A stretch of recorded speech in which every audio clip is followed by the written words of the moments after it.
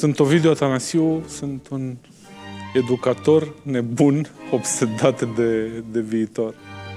Și de ani de zile sunt în tranșee, lovit și plin de noroi, luptând, creând, imaginând, găsind soluții, astfel încât să le fie mai bine studenților noștri. Asta e misiunea mea și ăsta e doar începutul.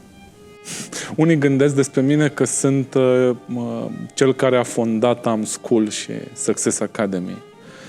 Cei care mă cunosc bine știu că sunt un nonconformist și un rebel al educației.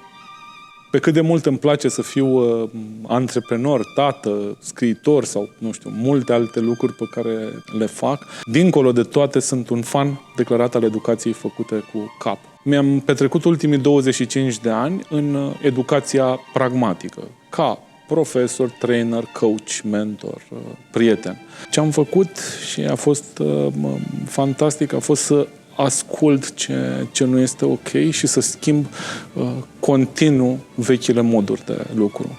În ultimii 10 ani am văzut prea mulți copii demotivați, copii stresați, copii obedienți, lipsiți de energie, care sunt deconectați de învățare, sunt deconectați de profesori, sunt deconectați de familie.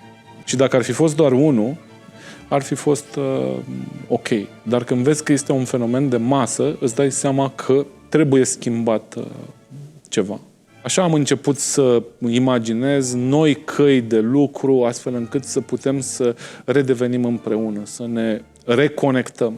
Ultimii 10 ani m-au învățat un mare adevăr, că educația nu înseamnă să forțezi copiii să se adapteze la un sistem, ci din contră să adaptezi sistemul la copii.